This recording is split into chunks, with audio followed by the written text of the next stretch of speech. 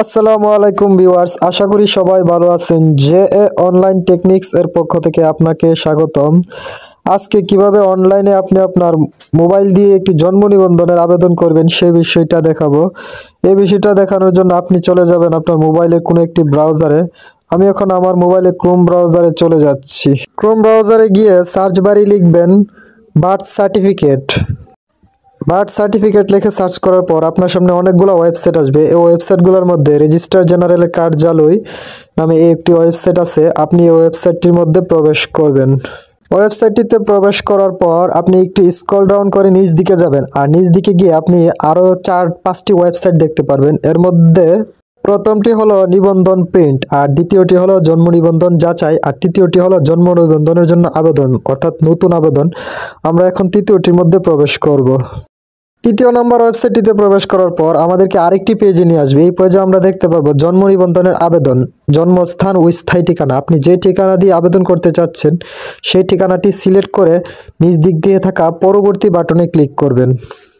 পরবর্তী ধাপে ক্লিক করার পর আপনি আরেকটি পেজে আসবে। এই পেজে আপনি যার নামে জন্ম নিবন্ধন করতে চাচ্ছেন তার নামের প্রথম অংশ বাংলা ও ইংরেজি লিখে জন্মস্থান দিয়ে একটু স্ক্রল ডাউন করে সবগুলা তথ্য দিয়ে সর্বশেষ পরবর্তী ধাপে আবার ক্লিক করবেন। তারপর আবার পরবর্তী ধাপে ক্লিক করার পর এখানে আপনি পিতামাতার তথ্য দিবেন। পিতামাতার জন্ম যদি 2000 সনের পরে হয় তাহলে আপনি তাদের এনআইডি জন্ম নিবন্ধন নম্বরটি এনআইডি নম্বরটি দেওয়ার পরে এবং জন্ম তারিখটি দেওয়ার পরে অটোমেটিক তথ্য আসবে এবং আপনি এগুলো এডিট করতে পারবেন না। এখানে একটি জিনিস বোঝার হলো, যেই মার্কগুলোতে স্টার মার্ক দেওয়া, রেড চিহ্ন দেওয়া, এগুলো আপনাকে অবশ্যই পূরণ করতে হবে। এগুলো যদি পূরণ না করেন আপনি কিন্তু আবেদনের পরবর্তী ধাপে এগিয়ে যেতে পারবেন না। এবং এই পেজের নিচ দিকে থাকা পরবর্তী ধাপে ক্লিক করে আমরা নেক্সট পেজে প্রবেশ করব। পিতামাতার তথ্য দিয়ে সাবমিট করার পর এবার আবেদনকারীর জন্মস্থান ও স্থায়ী ঠিকানা ও বর্তমান ঠিকানা দিবেন। একটি জিনিস বোঝার আছে, আবেদনকারীর স্থায়ী ঠিকানা যদি বর্তমান ঠিকানা যদি সেম হয় তাহলে আপনি এই টিক মার্কটিতে একটি টিক মার্ক দিয়ে অটোমেটিক সবগুলা তথ্য আপনারা এডিট করা লাগবে না, এই জায়গায় বসে যাবে। এবং একটু স্ক্রল ডাউন করে তার যে স্থায়ী ঠিকানা আছে সেই ঠিকানাটি দিয়ে নিচ দিকে থাকা পরবর্তী বাটনে ক্লিক করবেন।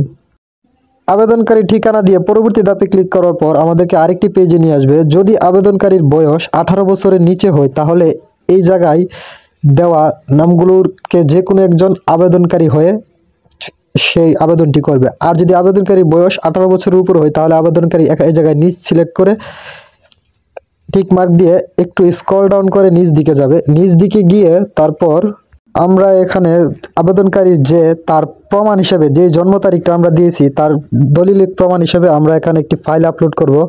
এক্ষেত্রে হাসপাতালের টিকা কার্ড হতে পারে অথবা হাসপাতাল থেকে যে ছাড়পত্র দেয় সেটা হতে পারে। আরেকটা হলো আমরা তার যে ঠিকানা দিয়েছি সেই ঠিকানার দালিলিক প্রমাণ স্বরূপ আমরা আরেকটি কাগজ আপলোড করব। সেটা হতে পারে তার বাবা মায়ের এনআইডি অথবা জন্ম নিবন্ধন অথবা বাসার হোল্ডিং নম্বর, যে কোনো বাসার কাগজ। এগুলা দিয়ে আমরা সংযোজক বাটনে ক্লিক করে তারপর নিচ দিক থাকা পরবর্তী বাটনে ক্লিক করব। আমরা এখানে 3 ধরনের ফাইল আপলোড করতে পারবো, জিপিজি ও পিএনজি।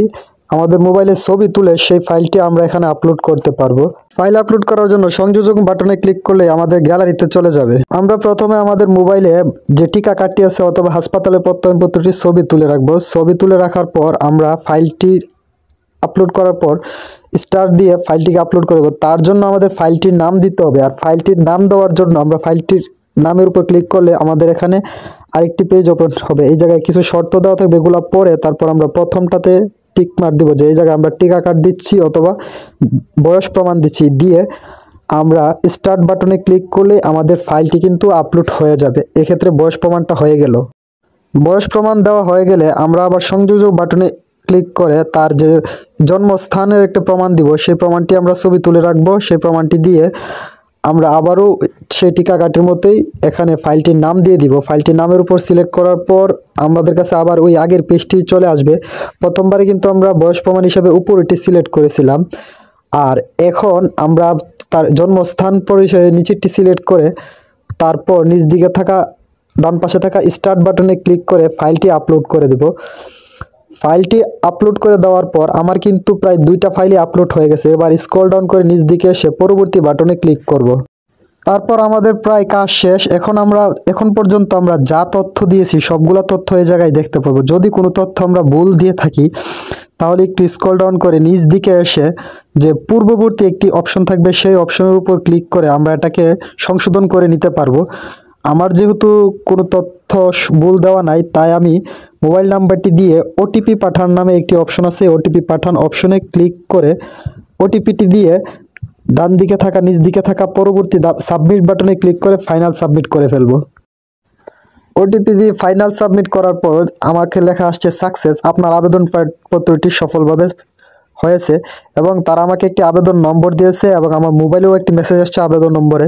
এখানে আমার আবেদন নম্বর, আমার ঠিকানা এবং আমি যে মোবাইল নাম্বারটি দিয়েছি সেই মোবাইল নাম্বারটি এবং তারা আমাকে একটি তারিখ দিয়ে দিয়েছে। এই তারিখের মধ্যে আবেদনপত্রটি ডাউনলোড করে, অর্থাৎ নিচ দিকে যে ডাউনলোড বাটন আছে এটাতে দিয়ে ডাউনলোড করে এই আবেদনপত্রটি নিয়ে সংশ্লিষ্ট নিবন্ধন অফিস, অর্থাৎ আমি যেই ঠিকানায় নিবন্ধন করতে চাচ্ছি ওইখানে যে অফিস আছে ওই অফিসে আবেদনপত্রটি জমা দিয়ে তারপর কিছুদিন মধ্যে আমার জন্ম নিবন্ধনটি হয়ে যাবে। সেখান থেকে আমি আমার জন্ম নিবন্ধনটি নিয়ে আনবো। আশা করি ভিডিওটি বোঝাতে পেরেছি। যদি কেউ না পারেন তাহলে আমাকে বলবেন, আমি আবেদনটি করে দিব। আর তাছাড়া সম্পূর্ণ ভিডিওটি দেখার জন্য আপনাকে অনেক ধন্যবাদ। পুনরায় আবার বলতেছি, কেউ যদি না পারেন তাহলে আমাকে বলবেন, আমি আবেদনটি করে দিব। আবেদনের নম্বরটি ও জন্ম তারিখটি দিয়েও কিন্তু আমরা কম্পিউটার দোকান থেকে আবেদনপত্রটি ডাউনলোড করে নিতে পারবো এবং প্রিন্ট করে নিতে পারবো।